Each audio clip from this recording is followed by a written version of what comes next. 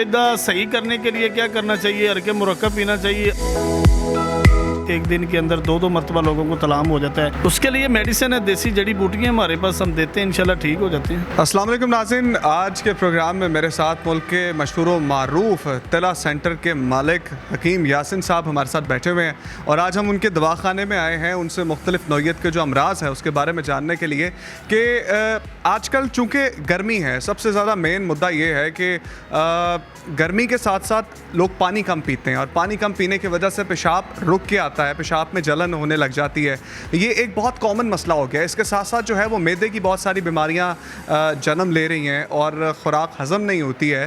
तो इससे मुतसल जितने भी टॉपिक्स हैं आज हम हकीम साहब से जानेंगे कि आया इनका क्या इलाज है और उसको किस तरह से बेहतर किया जा सकता है। सबसे पहले हकीम साहब आपको मैं सलाम करूँगा। अस्सलाम वालेकुम। जी वालेकुम अस्सलाम व रहमतुल्लाहि व बरकातुहू। हकीम साहब सबसे पहले मुझे ये बताएं, जिस तरह से हमने आगाज़ किया है कि गर्मी है, क्योंकि बहुत ज़्यादा गर्मी पड़ रही है, 40-45 डिग्री सेंटीग्रेड और फील जो है वो 50-55 की होती है।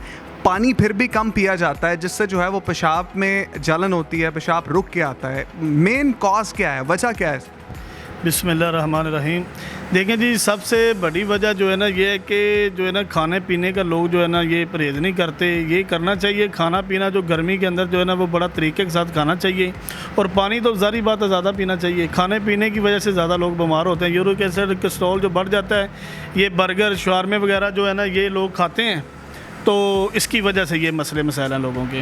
अच्छा, अब दूसरी चीज़ ये बताइए कि मैदे का बहुत एक्सट्रीम मसला होता है लोगों को और गर्मी के मौसम में वैसे भी जो है वो कुछ ज़्यादा हैवी खा लिया जाए, ऑयली खा लिया जाए तो मैदा भारी होने लग जाता है। इसकी क्या क्यों होता है और अलामात क्या हैं? इससे बेहतर किस तरह से किया जा सकता है?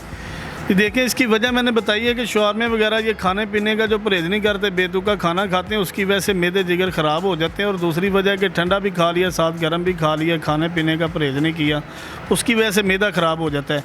और मैदा सही करने के लिए क्या करना चाहिए? अरके मुरक्कब पीना चाहिए। अरक जो है वो बेसिकल घर के अंदर 2-3 रखने चाहिए, बच्चों को भी पिलाने चाहिए, खुद भी पीने चाहिए।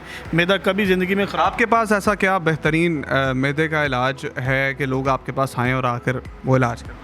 जी बिस्मिल्लाह, मेरे पास जो है ना 100 बंदा जो है ना वो अरके मुरक्कब जो है ना रोज़ का ख़रीदता है।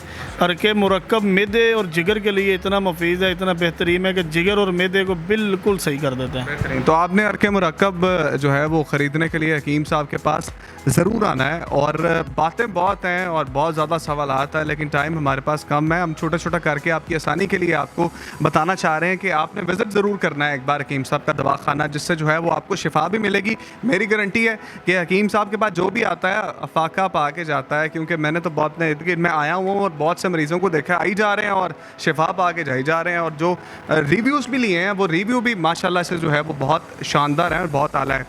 हकीम साहब, नौजवानों में सरियत इंजाल का मसला बहुत सराहियत इख्तियार करता जा रहा है। दूसरा, जरियान के मसाइल बहुत होते हैं और इसकी क्या वजह है? क्यों इस तरह से हो रहा है? देखें, ये आजकल जो लड़के हैं ये मोबाइल बहुत ज़्यादा इस्तेमाल करते हैं, इसकी बहुत ज़्यादा वजह है। और इसके साथ साथ और भी काफ़ी सारे मसले हैं कि जो मैं लाइव वीडियो में नहीं बता सकता।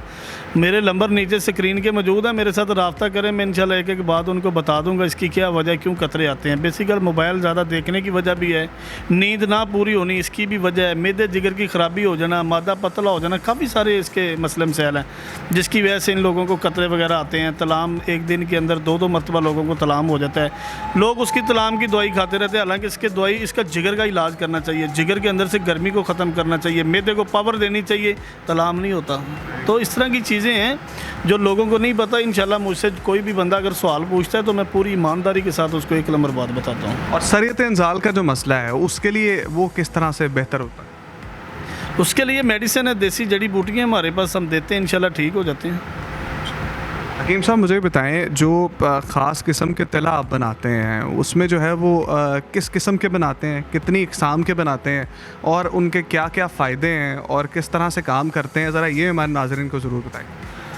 जी देखें कि मैं जो तिले बनाता हूँ ना, मगरमच्छ की, शेर की, रिछ की चर्बियाँ मेरे पास जड़ी बूटियाँ मुख्तलिफ डाल के ना मैं तिले बनाता हूँ। कुछ तिले इस तरह के हैं कि वो ज़मीन में दबा के बनाता हूँ, कुछ तिले इस तरह के हैं कि वो आग के ऊपर बनाता हूँ, कुछ तिले हैं कि वो रगड़ाई करके उसकी बनाता हूँ। तो बेसिकल ये जो जानवर हैं, कुछ लोग सवाल करते हैं कि यासिन भाई आप ये जो जानवरों की चर्बियाँ बता रहे हैं आप कहाँ से लेके आते हैं, तो ये कहाँ से मिल जाती हैं? ये तो बड़ी मुफीद चीज़ है।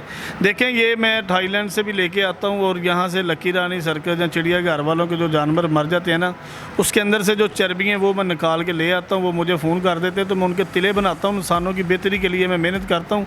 अल्हम्दुलिल्लाह अल्लाह ताला शिफा देता है। उन तमाम लोगों के लिए जो कहते हैं या वीडियो के नीचे कमेंट करते हैं ये सब कुछ इलीगल है, तो हकीम साहब के पास हर चीज़ का प्रूफ है, हर चीज़ का सर्टिफिकेट है। हकीम साहब जो भी करते हैं वो लीगल तरीके से करते हैं और हर चीज़ का लाइसेंस इनके पास मौजूद है। कोई भी जानवर आता है तो वो लीगल तरीके से ख़रीदा जाता है और लीगल तरीके से ही उसके तमाम SOPs पूरे करके डॉक्टर्स की निगरानी में उनका जो है वो चर्बी निकाली जाती है और बाद में उनके जो अजसाम होते हैं उनको हनूत कर लिया जाता है। आप पीछे भी देख रहे होंगे, इस तरह हनूत करके उनको महफूज कर लिया जाता है। जो हनूत के काबिल नहीं होते उनको दफना दिया जाता है। तो ये सब काम जो है वो लीगल है। हकीम साहब, आपके बारे में एक बात बड़ी मशहूर है और वो जब मैं बताना चाहूँगा तो वो मतलब मैं भी थोड़ा सा मुस्कुरा पड़ता हूँ। ये जो नब्ज़ है ना, हकीम साहब नब्ज़ देख के जो है वो बंदे का बता देते हैं इसके अंदर से जो है वो कौन सी बीमारी है, कौन सी होने वाली है और किस बीमारी का क्या इलाज है। हकीम साहब, ये क्या राज है? मुख्तलिफ हकीम जो हैं वो ऐसे ही बेतुकी सी नब्ज़ पकड़ते हैं और बता कहते हैं भाईजान तो मैदे च गर्मी है। एक ही सबको जो है, क्योंकि ये तो ऑब्वियस सी बात है, मैं पता है हिकमत के अंदर मैदा ठीक होगा, सब चीज़ें ठीक होंगी। वो सब लोग ये बताते हैं भाईजान तानू मैदे की गर्मी। मैंने आपको देखा है, आप बताते हैं जी गिट्टे जोड़ा च दर्द है तो होंदी है, ये कितों सीखा? देखिए जी, ये तो पहली बात ये है कि ये ज़रा हाथ दिखाएं। ये मैं नब्ज़ को ये देखें, इस तरीके के साथ नब्ज़ को जब देखता हूँ ना तो ये अगर ये देखें, ये वाली जो उंगल है ना, अगर इस पे नब्ज़ ज़्यादा जो है ना इशू कर रही है, ज़्यादा जो है ना धड़कन तेज़ है इसकी, तो फिर समझे उसके दिमाग का मसला है, दिमागी मसला है, उसके दिमाग के अंदर खुश्की है, उसको मामलात है। अगर सेंटर वाली है तो उसके दिल का मसला हो सकता है, उसको दिल की दर्द हो सकती है, वाल बंद हो सकते हैं। आगे तबीब का काम होता है, नब्ज़ ने कुछ चीज़ें होती हैं जो बतानी होती है। आगे तबीब का आगे तजर्बा होना बहुत ज़रूरी है। अगर उसका तजर्बा होगा, उसका पीरियड ज़्यादा होगा, उसने मरीज़ ज़्यादा चेक करता होगा, वो नब्ज़ दे के फौरी तौर पे बता देगा कि इसको ये फॉल्ट है, ये मसला। इस चीज़ का तो मैं गवाह हूँ। इंटरव्यू करने के लिए हमें शटर नीचे करना पड़ा है दुकान का, इतने मरीज़ थे और अभी बाहर भी इतने सारे मरीज़ हैं कि मैं आपको बता नहीं सकता और हमें इतना वेट करना पड़ा है हकीम साहब का इंटरव्यू करने के लिए। हकीम साहब, मुझे आखिर में सिर्फ ये बता दें कि जिन हकीमों को देखते हैं लोग और उनके पास जाते भी हैं, फिर जाके ढेरों पैसे देते हैं, शिफा नहीं मिलती, वो क्या करें? पैसे अपने ज़ाया करवा देते हैं। क्यों होता है? शिफा क्यों नहीं है? जो आपके पास है वो उनके पास क्यों नहीं है? देखें जी, माशाल्लाह बहुत अच्छा सवाल आपने पूछा है कि देखें, तबीब का सबसे पहले तो ईमानदार होना बहुत ज़रूरी है और उसका 5 टाइम का नमाजी बहुत होना ज़रूरी है और तैयद गुज़ार होना ज़रूरी है। ईमानदारी के साथ ये अल्लाह की मखलूक की अगर वो खिदमत करता है ना तो अल्लाह ताला उसमें शिफा देता है। तो जो तबीब ईमानदारी के साथ दवाई नहीं देता, ईमानदार नहीं है, नमाज नहीं पढ़ता, तो मैं तो यही समझता हूँ कि शिफा उसके जो ना बहुत कम मिलती है उससे लोगों को। हकीम साहब, अब मुझे ये बताइए कि एक बहुत कॉमन सवाल है जिसके अंदर जो है वो लोगों के जहन में भी कशमकश रहती है, मेरे अपने जहन में कशमकश है और मुझे नहीं आज तक पता चल सका। यूट्यूब भी देखा, वीडियोस भी देखी, नहीं समझ आई। गुफ्तगू करने का मौका मिला तो जान लेते हैं, तिला और तेल में फ़र्क क्या है? बज़ाहिर तो एक जैसा ही लग रहा होता है, लेकिन फ़र्क क्या है इन दोनों चीज़? तेल और तिले में ये फ़र्क होता है, जो तिला होता है ना वो जड़ी बूटियों से बनाया जाता है। सारी जड़ी बूटियों के जौहर निकाले जाते हैं, निकाल के वो फिर तेल के अंदर डाले जाते हैं। सारी चीज़ें डाल के, चर्बियाँ डाल के और जानवरों की और जड़ी बूटियाँ डाल के उसको तिला कहते हैं। तो जो खाली सांडे का या सांप का या बिच्छू का होता है, खाली एक चीज़ का होता है, उसको तेल कहते हैं। जहाँ खाली ये जो है अपना जड़ी बूटियों से निकलता है वो तेल होता है। तेल किन किन चीज़ों के लिए इस्तेमाल होता है और आपके पास ऐसे कौन से तेल हैं कि जिनको इस्तेमाल करके फ़ाका हासिल किया जा सकता? मेरे पास फालज के लिए बड़ा बेहतरीन तेल है।